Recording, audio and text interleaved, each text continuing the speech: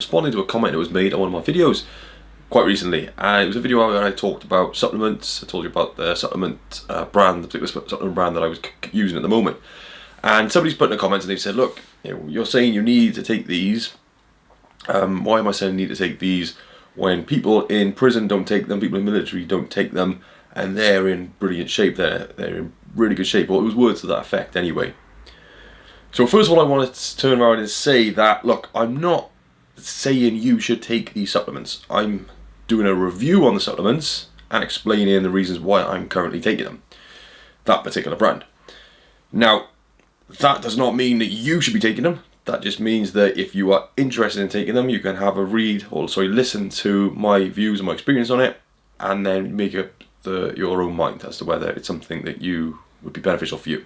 Everyone's different. And that's what I did try and say in that video. Moving on to the point then about prisoners and people in the military being in great shape and they're not taking supplements, they're not taking things like that.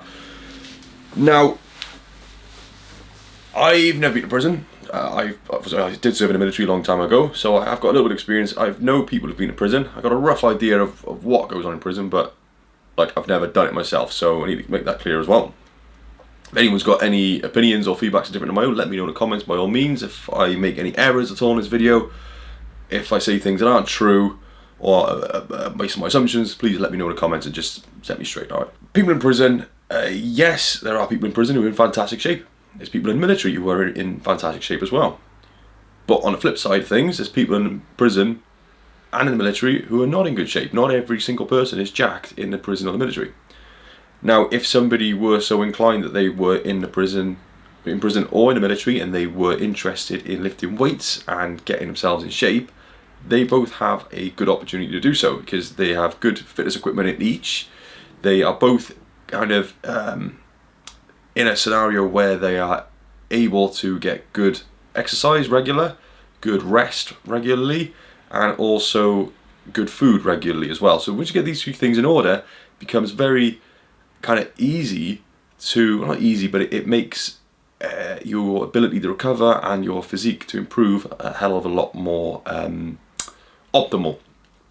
Whereas people who are, say, working 2 or 3 jobs, they work in shift work, they're doing, they've got other responsibilities, they've got families, they've got children.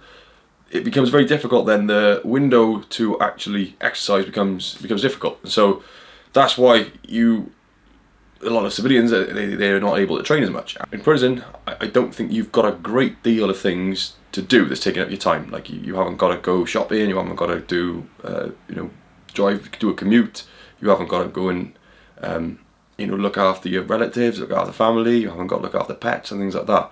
You haven't got to go to the shops. So it is a little bit kind of different. And with the military as well, everything they need is on the base. I'm not saying that that's what the guys do, but if they want to, everything they need is on the base. Depending on deployments, depending on exercises, they could be doing a very cushy number. It's very easy for us, people in the military on camp. They don't do much. They train in the morning. Like when I was in the Marines, we trained in the morning. Yeah, training was hard. Exercise was tough. But like the rest of the day was really chilled. It was really relaxed. Unless we were out on ops, and even then we still got to train regularly. He was allowed access to facilities when we were able to. There was still things there.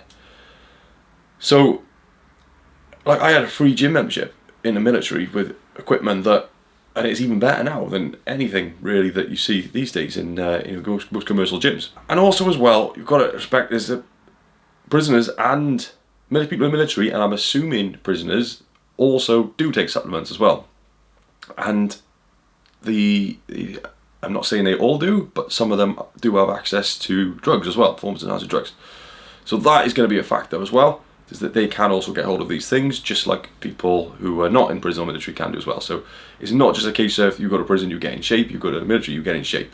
There are other factors at play. Just because somebody goes to prison, just because somebody goes in the military, it doesn't mean that they're going to be automatically by default turning into some kind of super warrior in incredible shape with a really good physique. They still got to put in the work, they still got to get good food, still got to get the rest, and then they still might have access to supplements as well. People in the prison and the military, they do get kind of institutionalized as well because they're so stuck within this kind of system, which people who are outside of the system, they don't really realise, and you only really realise it until you leave that system, and then you suddenly you've landed, and you've got to live, you've got to survive in what's called life outside of this institution.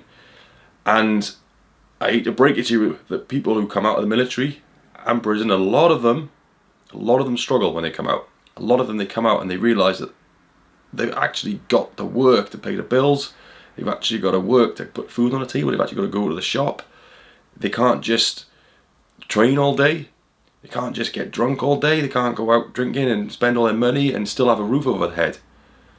Because when you do that as a civilian, and you've got family to take care of, you've got to pay bills, you've got to put food on the table, you've got to have a functioning method of transport so you can commute to work, so you can get paid. If you're not commuting to work, you're not going to get paid.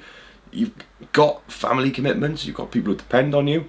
Once you've got all those things, and you suddenly realise, okay, actually, all these things taking up your time, you've got to prioritise.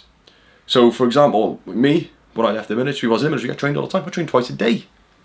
I trained 3 times a day when I was younger and going into the military, because I had the time. I didn't have any responsibilities. As I've gotten older now, I had to reduce my training somewhat. I still train, it's just a case of prioritising it.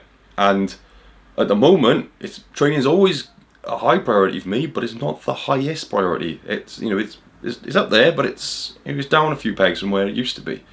So I will make sure that I've got time to train 3 times a week at the moment. I'm happy with that.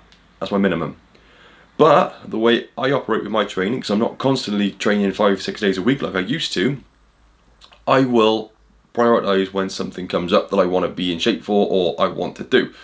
Last year, I did a hell of a lot of these things where I prioritised my training. So at the start of the year, I was rehabilitating an injury, so I put a lot of focus into that, and then into a weight loss, and then straight into a charity challenge, which was 100 kilograms over 100 kilometers. After I recovered for that, I then went straight into another 3-month training program to do a truck pull.